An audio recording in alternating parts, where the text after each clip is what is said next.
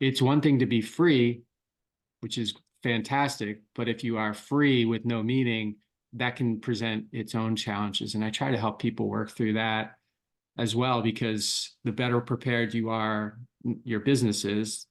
That's one side of, the exit, the dream exit. The other side is... Welcome to the Business Ownership Podcast, brought to you by Awareness Strategies, helping you navigate the waters between entrepreneurship and ownership.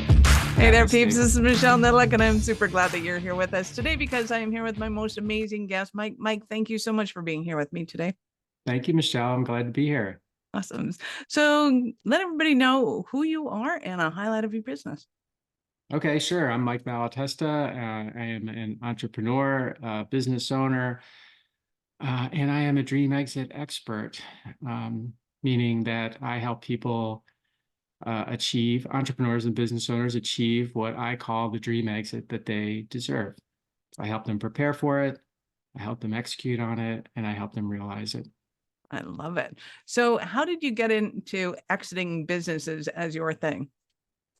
Yeah, well, throughout my career, I've been very fortunate to be involved in starting two businesses, two bigger businesses in the, I assume so. in the waste industry. And during my time in those businesses, I was fortunate to get a lot of exposure to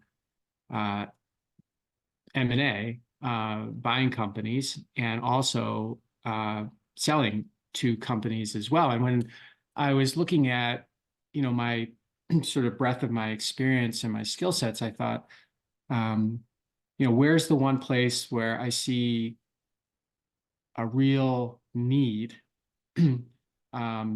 that I am uniquely sort of able to fill that need. And what I saw in my own experience buying companies is that the vast majority of the people that we engaged with were not ready to sell their business. Not meaning they weren't ready, like they were ready because they were frustrated or whatever, but they hadn't planned to be ready, in other words. So it was always a catch-up. They were ready, but their business wasn't. Yeah, or they may not have been themselves, really. Okay. Their readiness may have been the byproduct of some other issue, Michelle. Right. So I saw that and I thought, well, that's where can I provide the most value to? And I love entrepreneurs and business owners. It's like they're like my favorite people. And so I thought, well, how can I best provide value to them? So that's why I came to this. So and then besides this, I've invested in over 100 privately owned companies, and I've tried to support entrepreneurs and business owners however I can, because they're just so important in my mind. And I want to do everything I can to help them. I love it. So let's go back to that stage of business, because I often talk about what I consider the 4 stages of business: startup, growth, scaling, and exiting. Mm-hmm. And to me, there are four very distinct stages of business. And I don't think a lot of people appreciate that. So I want to get into that, but I want to kind of back up the bus to the readiness of getting there, because a lot of entrepreneurs either think of, well, the business isn't working, I'm just going to shut the doors and get out of here and close it. And they don't think about that they're actually in a really good position to sell their business. So talk to me about kind of what you see at that stage and what kind of mistakes people are making and what they could do in order to save their business and actually create some capital. Yeah, I think so there's 2 things there. I think one, I do not think that anybody should be thinking about their business as something that doesn't exist without them. There are lots of businesses that have lots of value that the business owner, because they've chosen to look at this as sort of their thing, and it's not really, they convince themselves that what they're doing is not sellable. And so when they're done, it's just done. And I feel like that's really the worst thing that can happen to you, because if you're really into owning a business or being an entrepreneur, you're not in it for the job, you're in it for the value creation. and the value creation comes as a byproduct of all the unique things that you do and put in place, and those aren't limited to you, even if they are limited to you right now. Like longer term thinking, they're not limited just to you. And I think the second thing is that it's just easy to put off the planning for it, Michelle. It's you can call it kicking the can down the road, not wanting to look at what happens when I don't have this business anymore. It's kind of like putting your will together and stuff. It can be very challenging and as I said, easy to put off. But it's weird because successful business owners don't put many things off, right? They're very intentional about continuous improvement, growing and scaling their business, as you mentioned. They're very, differentiation. They're very intentional about all of those things. And then when it comes to exit, they're like, not ready to put the time in for that yet. And I'm trying to change that. I'm trying to make it easy for them to put the time in to do it. Nice. I would agree that there is, and I think it's a conditioned sense of finality. Is that a word? Yeah, that's a It's a word. word Yeah. now. It's my word now. That they don't want to have to, like you said, it's like setting up a will. It's like, oh, then it's done, then it's over. Right. And what they don't realize is kind of the freedom on the other side of that. Because I have worked with a lot of people who are in the business of mergers and acquisitions or MAs, and the fun that can happen after they get that infusion of capital. And it's like, okay, now what do you want to do with it? Now the fun begins. Now you're actually playing the game. It's kind of like, I think it was Robert Kiyosaki's game where you finally get out of the rat race, and then you get into the business race, and that's where the fun begins. It's like you've Yeah. and even in business, there's this sense of, yeah, there's this thing, and there feels like a sense of finality once you get there, but it's actually freedom on the other side of that. How do you notice that, or how does that play out with your clients? Well, I mean, I'm glad you used the word freedom because that's really what you're in this for, is for freedom. It can very easily not feel like freedom, and it can be very difficult on some days to feel trapped, and the completely the opposite of freedom. But freedom, like everything else, is the result. It's a byproduct of a plan. It's a byproduct of execution. And so I completely agree with what you were saying there, that that's the end goal is freedom. But I think there's something that needs to be attached to freedom, and that's meaning.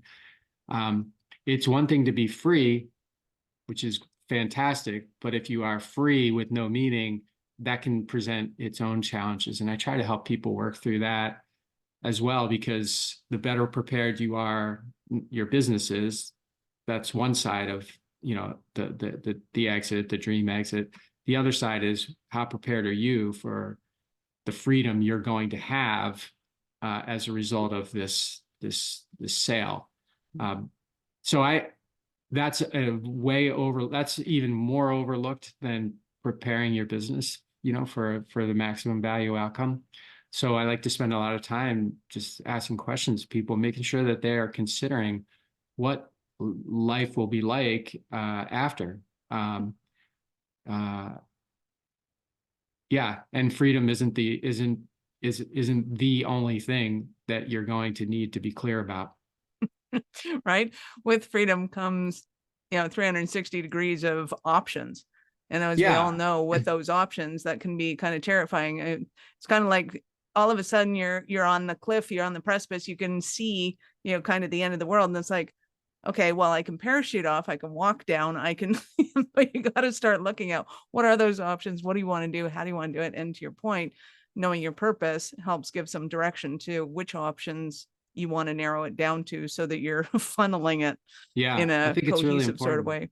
Yeah, yeah, because you could easily, entrepreneurs, business owners, successful business owners, they are, uh, they can tend to have little addictive tendencies, and freedom and no meaning and addictive tendencies that can get you in trouble sometimes. So, Not a good option. yeah. Awesome. So let's talk about that stage of getting ready. How do you help business owners get ready for the exit stage?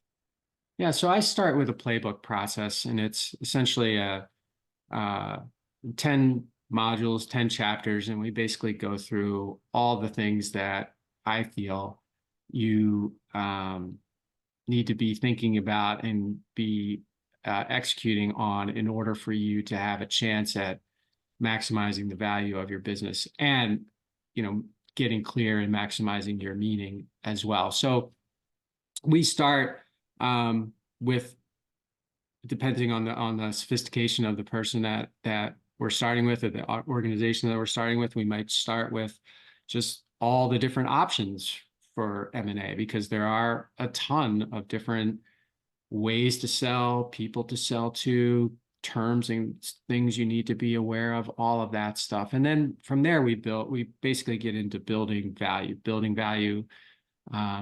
in the business over time, building value in yourself over time. What are the things that we need to do in order to create a story around your business that's true but different than what everyone else is saying about the business? And then we talk about having the right advisory team. You got to get the right advisory team in place well before you want to sell. And the best thing ultimately that the thing I want everyone to come out of the playbook process with is confidence that we can now execute on this playbook that we've created. And over the next 18, 24 months, we can build so much value into this business that we weren't able to or weren't prepared to do before we started the process. And it doesn't matter if you're even looking to sell in 18, 24 months. That doesn't matter. What matters is through the playbook process, you understand what needs to be in place, you adapt or adopt a buyer's lens on your business. And anyone who does those two things is going to have a better business and be a better business person than someone who does not. Nice. So when it comes to setting up their advisors, most people listening to this are going to think, well, yeah, Mike, you're going to be my advisor. Yeah. What do you mean by your team of advisors? Yeah, so you need to, when you get into a sale process, you need to have people on your team from an accounting standpoint, tax standpoint, lawyers standpoint, that are experts in M&A. The mistake a lot of people make is that they have an advisory team. So I'm like a guide, but I'm not a lawyer and I'm not an accountant. So just to answer your question specifically. But so it's a lot of people come to the table in a sale process, which they haven't prepared for at all, and they come to the table with the lawyer who's sort of been there, like they're drew up the legal docs for their business or something, and they're maybe did some estate planning for them or something, but has no M&A experience. But they're like, hey, that's my person. Yeah, that's my person. And same thing with an accountant. You want to come into this process with people who are have a lot of M&A experience, because when you're dealing with a sophisticated buyer, the one thing that you want to make sure that they have is confidence in you throughout the whole process. And the playbook gets your business and yourself ready for that. The right advisory team speaks the same language as their team is going to have, and you can be sure, you can be more sure that you're not going to have a frustrating process because your people don't speak the language. So it's all about up leveling you so that you have the smoothest possible and best outcome as you go through it. Because I do think that there's a lot of misunderstanding when it comes to selling a business, especially in kind of what you're talking about. People get used to buying things like houses, and they go, oh yeah, that's a big purchase, so therefore I understand this whole process of buying and selling business. And it's like, yeah, kind of not. Not really like Yeah, that at all, actually. kind of not at all. Yeah. It's almost like you have these kind of 6 seats on each side of a boardroom table, and across from that table is their 6 people, and they all need to have that, the accountant needs to talk to the accountant, the lawyer needs to talk to the lawyer. Is that kind of how it goes down, that they're going to be asking certain questions and you need to be able to have those answers? And unless you have the people that know what questions and answers are going to be coming, because there's a lot of prep work in the background. Like Yeah. the meetings happen and they could be a half-hour meeting, or you could drag them into an hour, which is brutal. But you're only dragging them in because you haven't done that prep work on your own side when you go to the table. That's my Yeah. understanding of it, but feel free to, what is your experience of that? So one of the most frustrating things for in a sale process is an alignment on the sort of macro goals. Like, we want to acquire your company, you want to sell your company to us. So you have alignment on that, and then when you get into the negotiations, it gets disrupted by people who don't understand how to codify that alignment. So, for example, your so a business owner goes into a sale process, they haven't prepared at all, but they have someone put a number in front of them and they're very excited about it, as they should be. So they bring in their team of people who don't have any experience in this, but have a relationship with the person. So their lawyer and accountant, let's say. And they start going down this process, and it's very frustrating for both sides, because the seller they can't come up with information that's needed like right away. You got to be able to come up with your information right away. They're overwhelmed by the requests, which they shouldn't be. They should be prepared for that. And because they don't have the experience, sort of the seller side, or buyer side, let's just assume that they do have the experience. They're asking for things, for example, that are very they're matter of fact in these kinds of things. And then they're getting a response from a lawyer or an accountant that's like, why would you be asking for that? And then so the alignment starts to break down. And then it can be very confusing for the entrepreneur or business owner too, because the people that they trust, their lawyer and their accountant, are like, kind of chirping in their ear, like, hey, this isn't fair. Hey, it's unnecessarily complicating something that's already complicated enough, Michelle. It definitely is. And I appreciate that you're pointing out the distinction of the exiting stage is a very distinct stage. It's Yes. not like startup at all in any way, shape, or form. So is there a time and a place when somebody can start to prepare for the exit stage, or is it something that you just kind of build your business to the point where you start to go, hey, okay, I think I need to exit my business and we'll start planning now? Yeah. I think it's smartest to start planning when you feel like you've reached the point, like you mentioned, startup, growth, scale, exit. I think when you've reached the point where you're at the growth scale balance, or you're into the scale thing, where you really need to start thinking about, just as a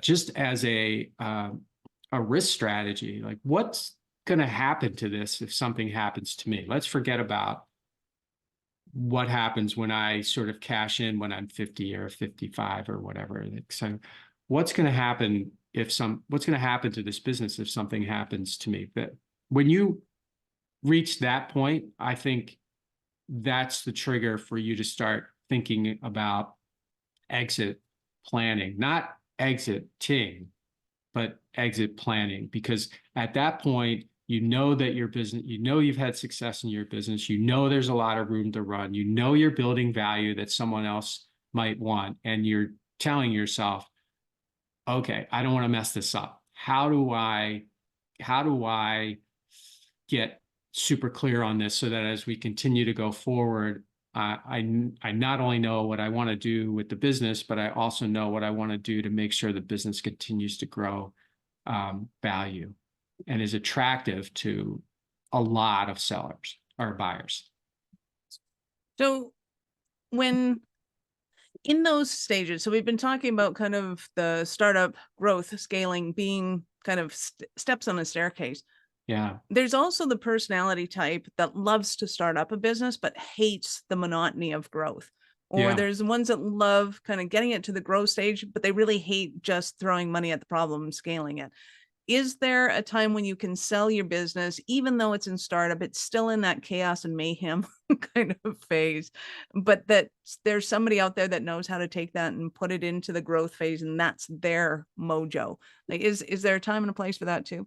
Yeah, I think there probably is. I think it's a lot more limited um than what we were just talking about before. But yeah, sure. I mean, there's always going to be, well, almost always going to be someone who thinks that they can fix your problems.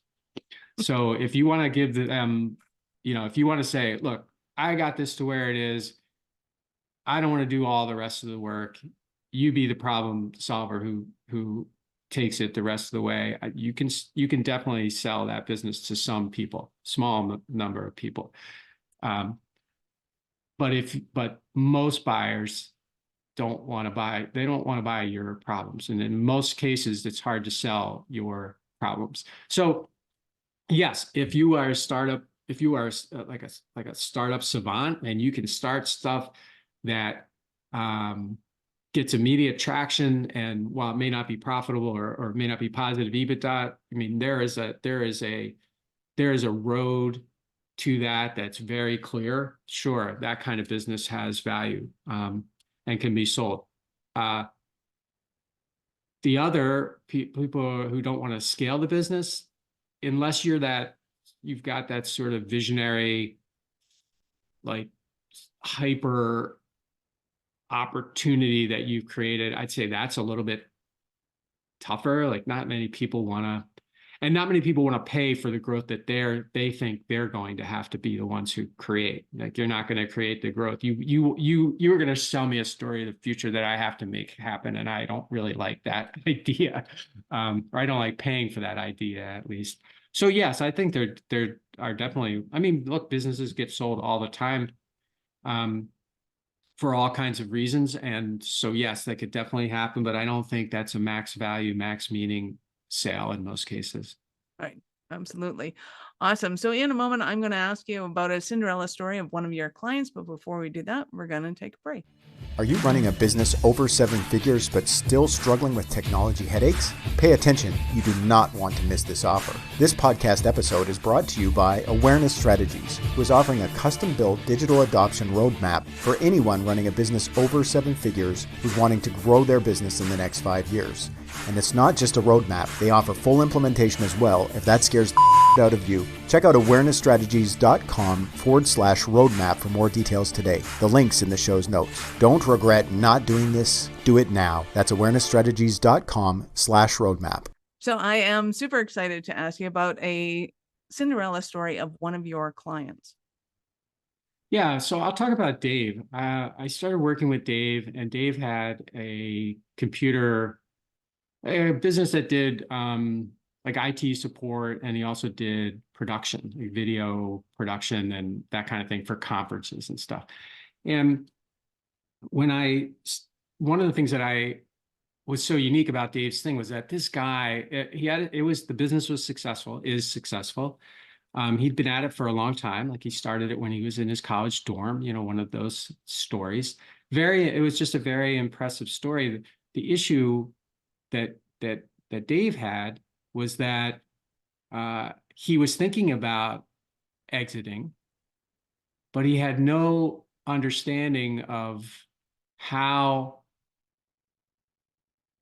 to get there. He kind of kept thinking like, oh, I just keep running into a wall. And what was unique about him is that he was, what do they call it? Workaholic. He was a workaholic. And one of the things that I think a lot of and I was a workaholic too, I think. So I don't say this as, I'm so better than anyone else. I'm not, but I learned over time, and I was able to teach Dave over time that being the workaholic in his business was probably the worst thing he was doing to create value with it for two reasons. One, I call it tallest building syndrome. If you're the tallest building, you're the most likely to get struck by lightning, right? And when you get struck by lightning, that's a problem. And number two, you have no idea how strong your foundation is when you're the strongest, the tallest building. And your real job is to create strong foundations, because that creates strong value creation in your business. So with him, we started right there. If you want to find out what's really plateauing this business, stop working as much, stop being here as much, start observing what is happening when you are not around, because what you've done is you've conditioned everyone to let you be the person who solves all the problems. And that can feel great. And it's easy too, right? If you're that person, it's like, well, it's easy for me to do that. And those are both true. The challenge, though, is that no one wants to pay for that. So you are not, you're not building a strong foundation and strong value. You're not creating strong value in your business. So that's kind of like, okay, well, every playbook's different. You got to start with where the person is. You got to meet them where they are. That's where he was, and that's where we started. Now, he has not sold his business yet, so I don't know ultimately what the outcome is going to be, but I do know that he is much better, and his business is much better prepared for max meaning, max purpose as a result. Nice. And hopefully you spend some time somewhere tropical, warm, whatever. Yeah, right. Or with his family. I do love that part of that stage of the business. It's like, okay, so here's the plan. You're going to take your wife on the holiday that she's wanted for like 3 weeks. Yeah. You're not allowed to tap in. You can tap in twice. You get the weekends to tap in. That's it. Yeah, super hard. You know when your business is worth the most? When you're needed the least. Like when nobody needs you, you've finally made it. That's how I like to look at it. Right. I like to get people to the point where their business runs better without them than with them, even if they choose to participate in the business of it. Perfect. Yes, you're exactly right. Same page. I love it. So we went through kind of some of the stumbling blocks. Is somebody's at the point of frustration. They're like, or just, it's time to get out of this business. I want to go and travel. And so they're at that point, or they're thinking of, I need to have the right team in place. I don't have the right team in place. This is not getting me there. Is there any other stumbling blocks that somebody might have right now? And they're thinking, oh, Mike, I need you so badly right now. Yeah, well, I hope so, because you have them, whether you want to admit them or not. My experience says you probably have them. So I'll address it. If you're thinking about exiting right now and you want to do it right now, it's probably too late. It's probably too late for you to maximize at that point. So what you want to be doing is thinking about, okay, the exercise I like to do with people is very simple. I call it red, gold, green, right? So red is the reality check. Where are you today, Michelle? We just look at all the different components of your business and just rate them, 1 to 5. Where are you, right? And then we look at gold. Gold is, where do you want to be? And when do you want to be there? Let's just take you out into the future and pick a time. Doesn't have to be the exact time, but let's pick a time, 3 years, 5 years, whatever, down the road. Tell me what that looks like. And let's get clear about that. And then we go to green, and green is like, okay, so we have red, we did our rating, we know where our gold is. What's the first thing that we can do in each of those red categories to take a step forward?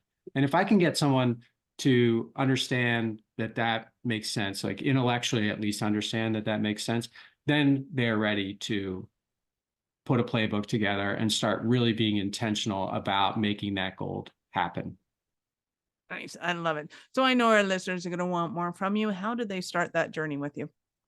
Yeah, so the best way is to go to my website, which is dreamexit.com, or you can connect with me there. You can also connect with me by email, which is mike@dreamexit.com. send me a LinkedIn connection. I'd be happy to connect with you there if you'd like as well. But I'm very open. I'm very willing to have conversations with people. I'm not trying to put you into a funnel or anything like that. I'm only trying to help entrepreneurs and business owners get the dream exit that they deserve. And I want to get you started on that now before it's too late. I love it. So peeps, we will of course have all of Mike's links in the show notes. Go ahead and scroll down and click on those links, open up in a new browser because we're not done yet. So Mike, I get to ask you, at what point in life did you know that you were a special kind of crazy enough to think that you could become an entrepreneur? Well, I'll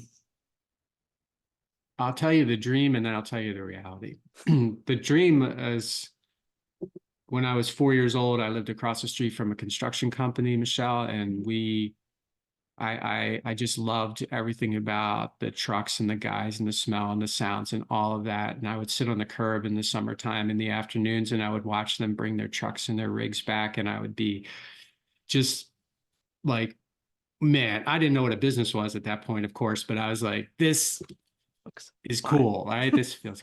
Yeah. So that's when I'm 4. I'm fast forward 20 plus years, and I'm in a job. I get fired from the job, and I think to myself, all right, what next, right? My immediate reaction is to get another job. It's almost like I had put that feeling from when I was 4, like in a safe somewhere, and it just was locked up. And I had a conversation with a guy who ended up becoming my partner, and he was like, "Hey, let's start a business." And I was like, that's a good idea.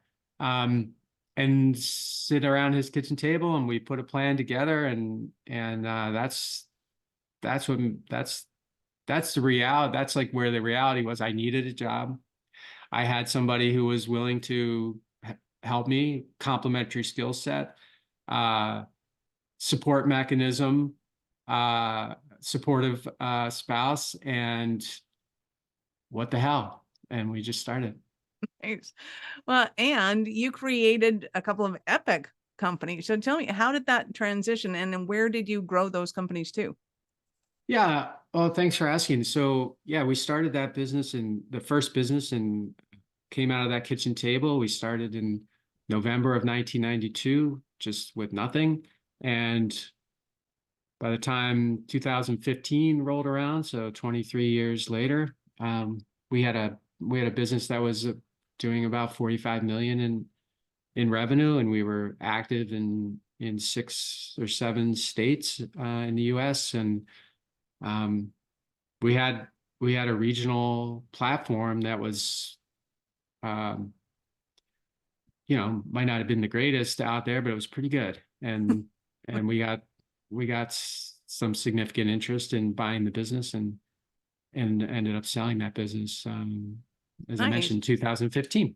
That's awesome. So when you started that company, did you have the intention of building a 8-figure business, or did you just go like, how can we get clients, or what was your mindset at that kitchen table? Okay. So at the kitchen table, the mindset was we can definitely build an 8-figure business. Quickly can do this. 6 months. We know how to do this. The reality was that once we actually got going, it was like, man, this is not easy. This is going to take a little while. And so we did have the mindset, but it was kind of pie in the sky a little bit at the time because we just thought we were smarter than we were. But we had grit, we had confidence, and we had commitment, and we just kept applying those for years, obviously, and until it's just started to. Do you remember hitting the $1 million mark? Yes. And what was that like? It was, so the $1 million mark was phenomenal. That happened in our second year. But what was more phenomenal was the profit. That was more phenomenal because and we never, we never focused on profit. We never focused on money. We always focused on do what's best for the people we're working with, and the money will come. Never have to worry about the money if you're doing everything right for your client, customer, and your team. Um, but yeah, we started. So second year, third year, we passed 1 million in the second year, and then it gets a little fuzzy from there. It's like all the things I don't exactly remember, but it felt fantastic. I mean, we really had nothing. I mean, when I say nothing, I mean, we had nothing. And to be able to do that in an established industry, we weren't creating the next newest thing that nobody knew about. It was an established industry. We had to compete. It felt really good. And it's always the little, I mean, that's not a little win, but it's always taking something positive out of everything that you're doing. Particularly the wins are nice to take something positive out of, that keeps you going. At least that's been my experience. That's what keeps you going, because man, if you just focus on everything that's going wrong, it can be a long days, long It's gonna be weeks, long long 20 months. years. Yeah. Long 20 years. Yes, for sure. Yeah, Nice. definitely. So what would you say was one of the most arduous times you went through and you're like, oh my God, if we had known that, we wouldn't have had to go through that. That would have been worth missing out on. Yeah, that one's easy, unfortunately. So my partner, his name was Butch Weiss, and about 11 years into the business, so we were probably a $10 million business at that point.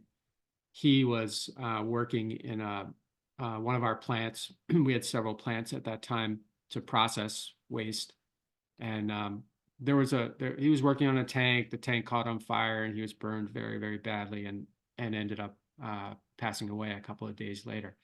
And so that was by far the most significant challenge that the business faced. But even more than the business, for me, it was the most significant challenge in my life, because you think back to this kitchen table we started around as his kitchen table, and now I felt responsible for this, and I just it really knocked me for a loop. It took me a long time to get past that, and to get that was kind of my anti-fragile test of my life, was if I can get past this,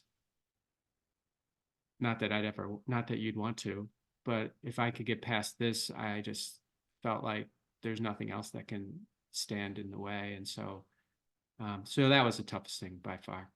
Right. That my heart goes out to you. That would have been brutal, because at that point I'm thinking you would have been probably best friends. You would have been kind of built. You're still in a point where you're building everything together. So you're still clearly getting along. Like, how did you get through those, especially the first few months? Like, I mean, at 10 million, you're probably at the point where the company kind of sort of runs itself, but at the same time, it doesn't. Yeah, I was still kind of like tallest building. I was kind of still in that phase at that time, so it was a challenge. So I call it the valley of uncertainty. I sort of dropped into this valley of just all kinds of questioning myself, like what am I doing? Why are we doing this? What just happened? And I was kind of like the opposite of the person that I always wanted to be, because I was always, at that point in my life, I was always someone who wanted to find the answers. Like, I didn't need help for anything. I could just find the answers. And after Butch passed away, I found myself in this valley, and I kept thinking, well, I hope someone comes along and, reaches their hand down in here and grabs me and pulls me out and brushes me off and says, here's what you need to do. And where, of course that person never came. So it's just a matter of, time is great. It really helps a human. But also, I looked and I said, well, okay, so Butch is gone. There's nothing I can do about that now. but we've got all these people here that depend on us. We have all these clients that depend on us. If I'm going to give up and throw in the towel, which is kind of what I felt like doing at least some days, what's that going to do for everybody else? It's not going to get it done. So I guess it's, and I had a strong, strong family, strong support group, and strong team. So it was definitely a time in my life where, when I thought, as I mentioned, I thought, well, I'm the type of person who doesn't need any help. It definitely taught me a different lesson about needing and benefiting from help. And then it changed the whole trajectory of my thinking after that. It just was it was a horrible event that I still think about all the time. But it was transformational too, because it made me realize that, things that you love, things that you've built, things that are valuable to you can be gone like that. And that, a little bit of that goes into my thinking about what I do now, because, I don't want business owners, and I don't want entrepreneurs to have something horrible happen and then everything evaporates. Their minds, their willpower, their commitment evaporates. Their desire, they're someone that they, something or someone that the whole business was built on evaporates, and then it's just gone. So I don't want that to happen to anybody. Absolutely. Well, we will thank Butch for all of the tendering process that you went through that, because we appreciate that you have stuck with it, and that you're at the point where you know how to give these things up and not be the tallest building. And I think a lot of people need to kind of see that without having to go through that themselves. So thank you so much for sharing that. That was touching and awesome. You have been absolutely awesome. Do you have any last words for our peeps? I love what you're doing. Keep going. If you're a business owner, an entrepreneur, or anybody that's doing something special, just keep going, even when it's hard. And when you get to the point where you're like, okay, I think I've made it, start planning for your eventual exit, because everyone is going to exit their business. That's a fact, one way or the other. Let's do it in a way that creates a dream for you instead of a nightmare. Thank you so much for your time, Mike. I appreciate it, and I know how valuable it is. Yeah, appreciate you having me on. Thank you very much. Awesome. Peeps, this is Michelle Nedelec. Thank you for being here with us today. Be sure to subscribe to the show and share it with your friends. We love helping entrepreneurs grow. Are you running a business over 7 figures but still struggling with technology headaches? Pay attention, you do not want to miss this offer. This podcast episode is brought to you by Awareness Strategies, who is offering a custom-built digital adoption roadmap for anyone running a business over 7 figures who's wanting to grow their business in the next 5 years.